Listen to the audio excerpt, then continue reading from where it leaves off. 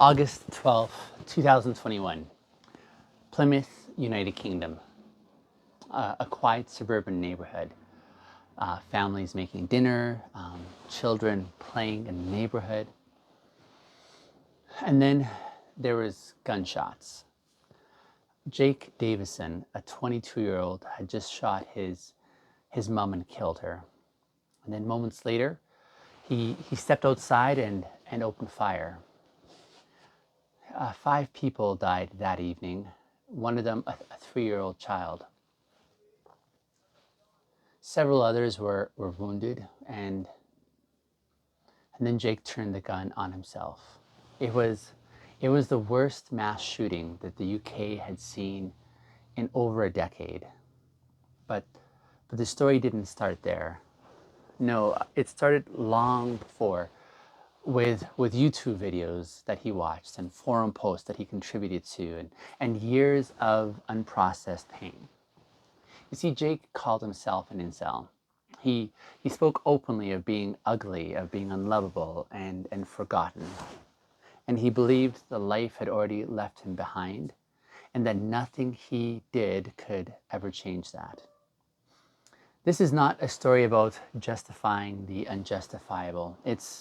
It's about understanding how hopelessness metastasizes into violence, and how the collapse of belief in connection or in meaning, in possibility, how that can transform a lonely young man into a headline. And if we don't talk about it honestly, we will never stop it from happening again. See, Jake Davison wasn't an unfamiliar figure. He was overweight. He was pale, socially awkward. He lived with his mom. He worked in a warehouse. He spent most of his free time online, and he struggled with mental health and tried to get help, but it never lasted. And at the heart of it all, he felt unwanted, not just by women, but by the world in general, by society, by his peers, by a future that always seemed to be out of his reach. In his videos, he rarely shouted. He didn't scream or curse or threaten. He spoke with a kind of numbness, a flat, defeated tone that said, "I've already lost, and I'm just waiting it out." And that tone is what should really terrify us, because it wasn't just angry, it was resigned. Resignation is often far more dangerous than rage, because rage still believes that something can change, whereas resignation has basically given up. And Jake didn't believe that he could become someone worth loving. He didn't believe that women would ever want him. He didn't believe that therapy could work. He didn't believe that society had a place for people like him. He believed that the game was rigged, and when people believe that the game is rigged, well, they stop playing by the rules. So he called this feeling black-pilled. Black-pilled is a belief common in incel spaces that hope itself is a lie, and that no amount of self-improvement will ever change the outcome of your circumstances. So, in essence, why try? Why heal? Why even try building? Why not just destroy? Why not just reap carnage? In one of his videos, Jake said, you wake up and you stare at the wall and think, what has this life come to? I mean, what's the point in carrying on? When he said that, he wasn't posturing. He was confessing. And the terrifying part is no one answered. Or if they did, they answered with silence or sarcasm or the algorithmic indifference. And so Jake kept spiraling until his pain wasn't just pain anymore. It was proof for him, proof that life was meaningless, proof that connection was for other people, proof that he had nothing to lose. And when someone truly believes that they have nothing to lose, that's when they become a danger to everyone around them. See, Jake's story is not unique. And that's what makes it so urgent for us to talk about. He is not an outside, he's like not an outlier. He's the embodiment, if you will, of something that is spreading in silence. It's a crisis of male hopelessness that incubates online, in bedrooms, in backlogs of unsupported therapy, in classrooms where boys withdraw and no one asks why. And it isn't always loud. It isn't always angry. Sometimes it sounds like a whisper. It says something like, I don't think I'll ever be chosen. Or it says, I don't think anything will ever change. Some in this community also say, I don't think I'm meant for love. And so when these whispers go unchallenged long enough, they begin to harden and calcify. And Jake Davison's worldview wasn't built in a day, you see. It was a slow and steady erosion. One rejection here, one ghosted message over here, and one more day of waking up and feeling pointless. One more night of scrolling through threads that say, you're right, there is no hope. And that's the thing about the online incel communities. They don't scream their ideology. They whisper it, kind of like a comfort to them. They say, we see you and you're not alone. This pain, it's proof that you're smarter, that you've figured out the truth, that this world is sick and we're the ones who've woken up. It's not just validation per se. It's a storyline that is compelling. It's a story that gives despair a direction. And Jake bought that story, and it ended up in 5 lives that were lost. But here's the harder question though. How many people out there are halfway into the same story, waiting for someone to offer anything else? A better story, a story with room for pain and room for possibility, a story that says, yes, you're lonely. Yes, you feel unlovable. Yes, you're angry and ashamed. But that doesn't have to mean that you vanish. That doesn't mean that you're doomed. That doesn't mean that the only power you'll ever have is destruction. Because that's what we have to confront. That's the pull of violence. And that violence is often rooted in desire to finally feel powerful. And Jake didn't just want revenge, he wanted relevance.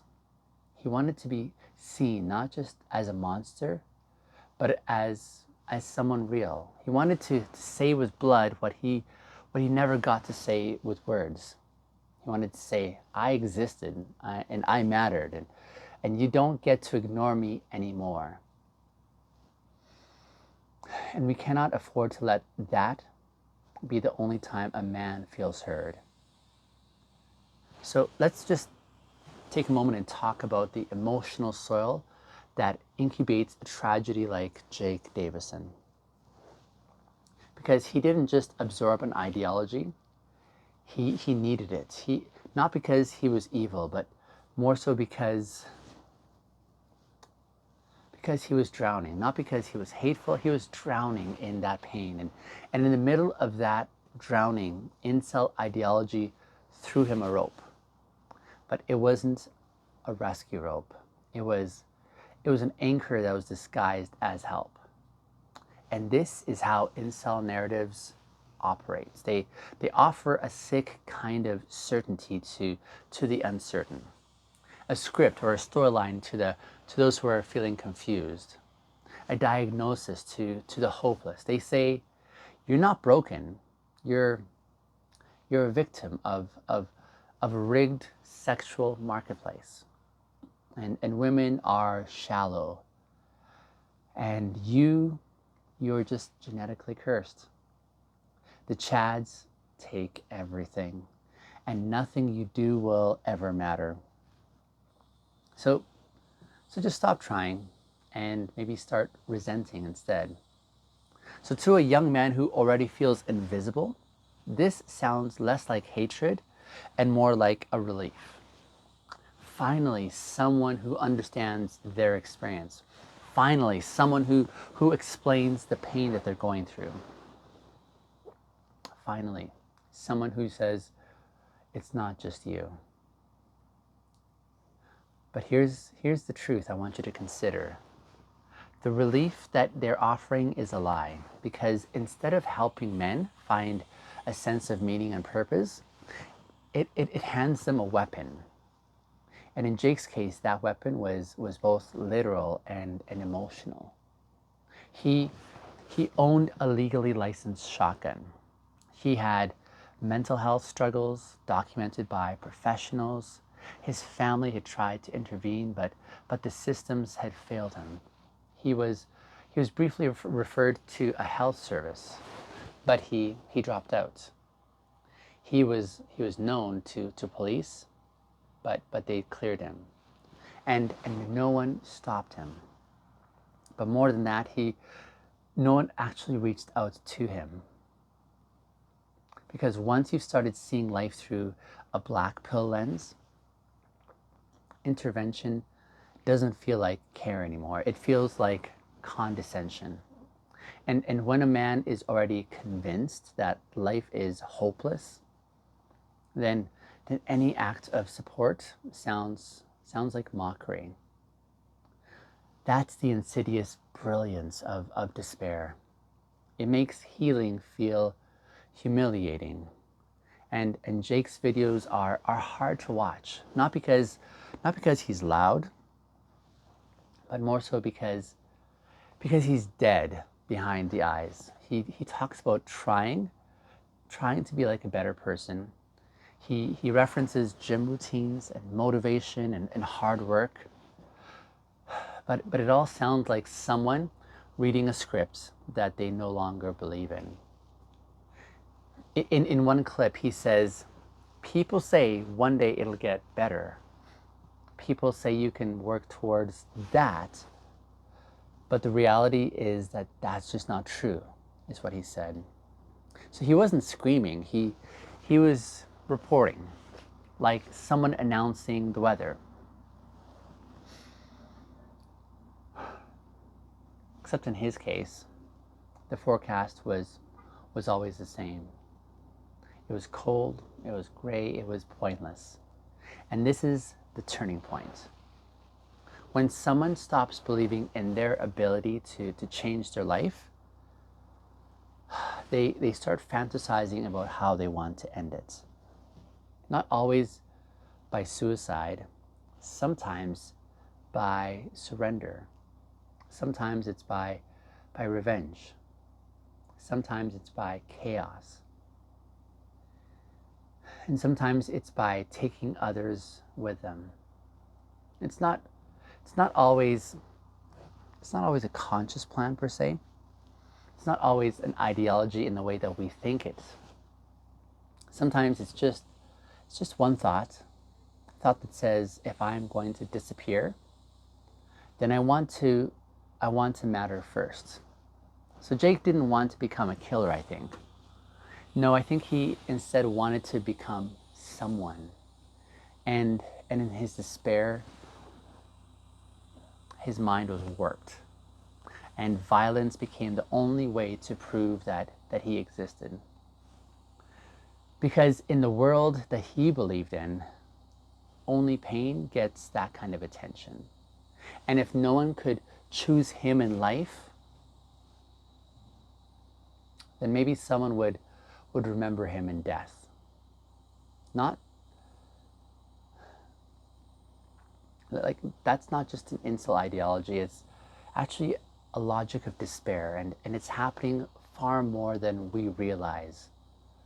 So let's turn the mirror back on us.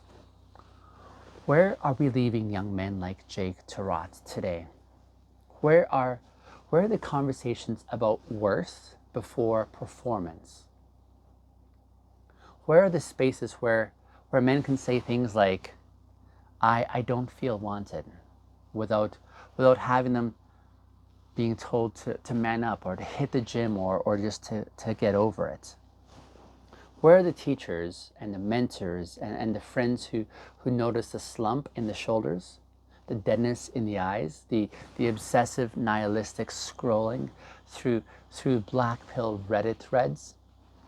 Where are the people who step in before an ideology takes root?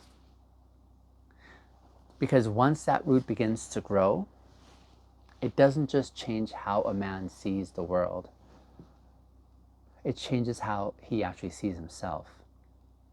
Jake didn't just hate women, he hated his own reflection. He believed that he was too ugly to be loved. He believed he was too awkward to be accepted. He believed that he was too hopeless to be helped. And when you believe those things, you don't just opt out of dating, you opt out of life. And if no one interrupts that narrative with something that's truer, it will run its course until it crashes into someone else's body. So we can't go back and change what Jake did. We can't undo the trauma of that day. But we can change the story for the next man who is in a similar place like he was. And that starts by rewriting what it means to be a man in pain. It means saying, you don't have to be loud to deserve help. You don't have to be successful to be seen. You don't have to be chosen to be valuable. And you don't have to hurt others to prove that you were here. What Jake Davison needed wasn't a girlfriend, I think. It wasn't a gym. It wasn't a YouTube channel. What he needed was connection. He needed truth. He needed someone to say, you're not alone in this. But you don't have to turn it into anger. And you are allowed to want things like love and connection and to feel lovable. Like, Jake Davison never heard that, I think. Or if he did, it maybe came too late. But he sees someone else might be still listening. So let's talk about the cost of the lie that Jake Davison had missed. The lie wasn't that women didn't want him. The lie wasn't that he was awkward or unattractive or unsuccessful. No, I think the lie was this. The lie was, it said something like, this is all I'll ever be. And that's what I believe he believed. That no amount of growth could ever change his trajectory. That no amount of connection could reach the version of himself that he saw in the mirror. That no form of intimacy could ever find him in time. This wasn't just insecurity. This was his identity. He didn't say, I feel unlovable. Instead, he said, I am unlovable. He didn't say, I've been overlooked. Instead, he said, I am meant to be invisible. And this is what happens when that pain of loneliness is never tended to. It stops being a wound, and instead it becomes a worldview. So let's be honest about something that most people are afraid to say. See, Jake was right about some things. He was, yeah, he was wrong to blame others. That's true. And yes, he was wrong to turn to violence. And yes, he was also wrong to give up. But I don't think he was wrong about the fact that modern society often abandons its most emotionally isolated men. He wasn't wrong that therapy isn't always accessible or effective on the first time. He wasn't wrong that loneliness can stretch for years without relief. And he wasn't wrong that men don't fit this mold of being charming and fit and extroverted, whereas they're often excluded from both attention and from empathy. And what he got wrong was what to do with that truth. He instead let it harden into hatred, and he let it metastasize into martyrdom. And in the end, he didn't just take lives, he confirmed the very lie that he believed. The very lie that said that he would only be remembered after he destroyed something.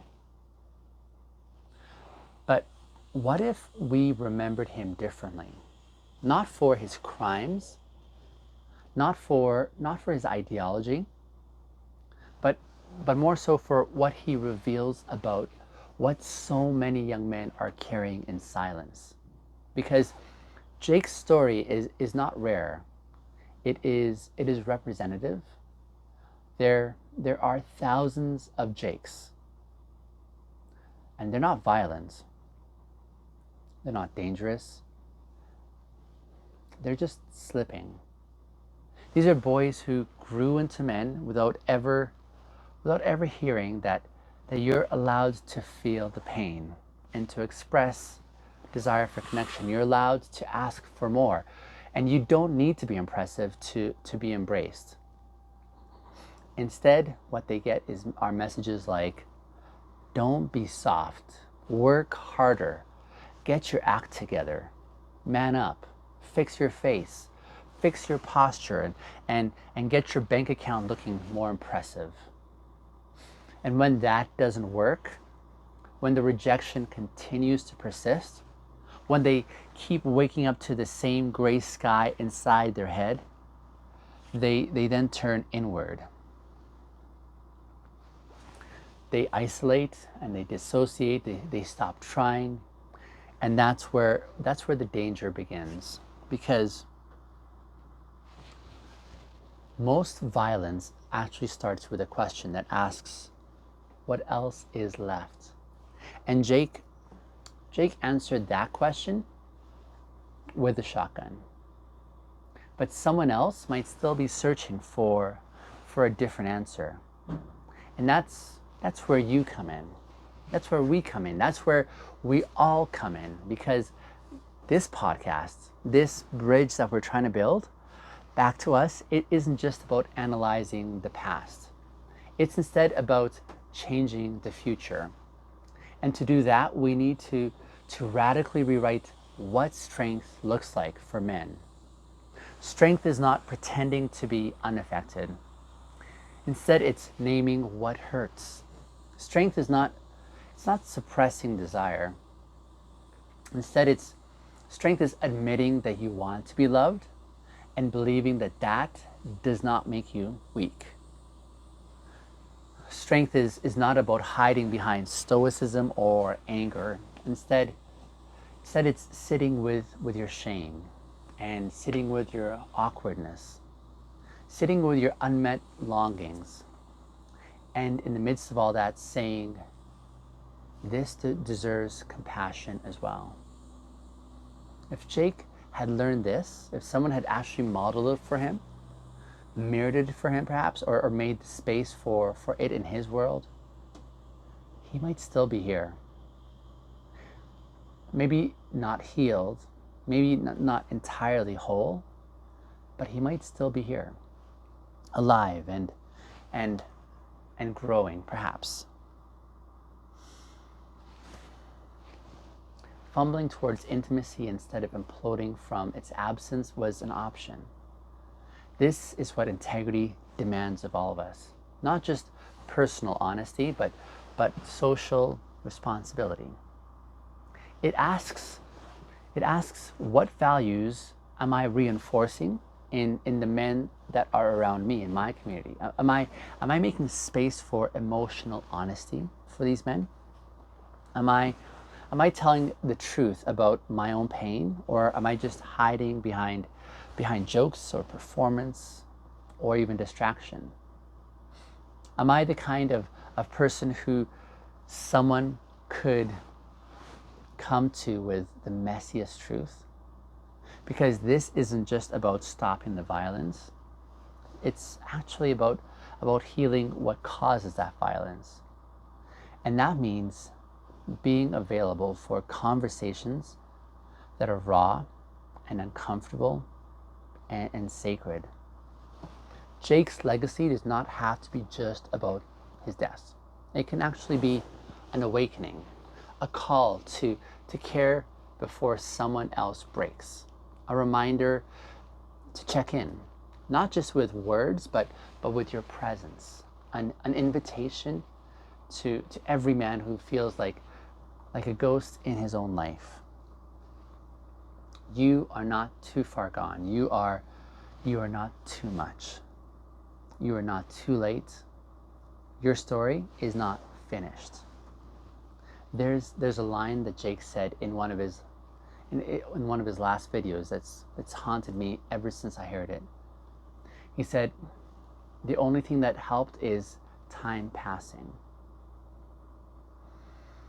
That's what despair sounds like. It's not rage, it's not an ideology, just a quiet ticking of a clock, waiting for something, or just waiting for anything to matter again. That's what we must listen for. Because if time is the only thing that's keeping someone alive, they are already in danger. So what do we do now? Well, we sit with the grief first. Grief for the 5 lives that were taken in Plymouth on that day. Grief for a city that will never be the same. Grief for the families that were shattered in an instant. Grief for the little boy, just 3 years old, who will never grow up. And if we're brave enough, grief for Jake Davison as well. Not for what he did, but for what was lost before he ever picked up that gun. Because long before he took lives, his life had already been taken from him by years of loneliness and rejection and emotional abandonment and unchecked despair. He died long before the trigger was pulled, and no one noticed. Grieving him doesn't mean that we're excusing him. It means we're refusing to let anyone else walk his path unchallenged. It means naming what this really was. And this really was the death of hope. Jake didn't believe healing was possible. He didn't believe that love was available. He didn't believe the world had room for someone like him. And the world, it basically confirmed it. It confirmed it with silence and with mockery, with systems that failed him again and again. So what if someone had said clearly and consistently, your pain doesn't make you unworthy. Your awkwardness doesn't make you unlovable. Your loneliness doesn't make you beyond saving. Would it have changed him? We don't know. But someone else might be listening to this episode. Someone else might still be reachable. So let's speak to them now.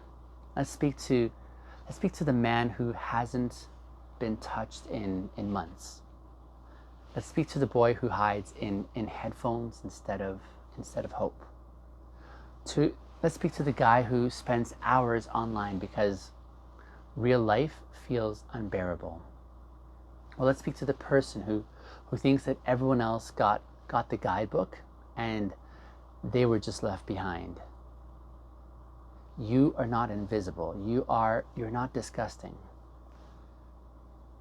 You are not doomed. You are in pain and aching for something real. Not performance, not pretense, but presence. You want to be known and still kept. You want to be seen and not turned away. You want to belong without having to earn it through perfection. And that desire does not make you broken. It makes you human. So you don't have to destroy to prove that you matter. You don't have to become a cautionary tale. You don't have to weaponize your pain just so that you can feel seen. You can speak about your pain instead. You can actually show and express it. You can bring it, even though it may feel shaky and raw and half-formed, to someone who you feel is safe and say, here's what I'm carrying. Can you stay while I say it out loud? Will you sit with me in my messiness? And if you haven't found someone safe yet, keep looking, because those people, they do exist. And if you can't find them in your current circle, you can build a new one. And to those who love someone like Jake Davison, a brother or a friend or a son, even a student, a fellow classmate, don't wait until they reach for the edge. Ask those questions now. And not just how's it going per se. Ask with your full attention and your full presence. Ask with the courage to hear the answers that might scare you. Ask the kind of questions that break through the surface. Ask things like, what does loneliness feel like for you? Or where does it hurt the most? What do you need, even if you're afraid to say it out loud? And when they answer, don't try to fix it. Don't try to minimize it. Don't offer platitudes. Just stay. Stay long enough that they know they aren't being tolerated. Instead, help them feel like they're being held and kept. This is how we build the bridge back to us. Not through perfect words or grand interventions, but through presence, through integrity, which is being the kind of person who says what's true and lives it, through intimacy, where we're letting people say intimacy, and staying even when what they show us is, when what they show us are hard things. We build it through small and brave conversations, through a refusal to look away, and through a willingness to ask again, even when they brush you off the first time. So, because the next Jake might still be reachable, it's worthwhile for us to extend ourselves. And if we build that bridge in time, he doesn't have to become a killer. He doesn't have to become a headline. He doesn't have to become a ghost. He can actually become a human again. A human who's whole, a human who is seen, one who is here.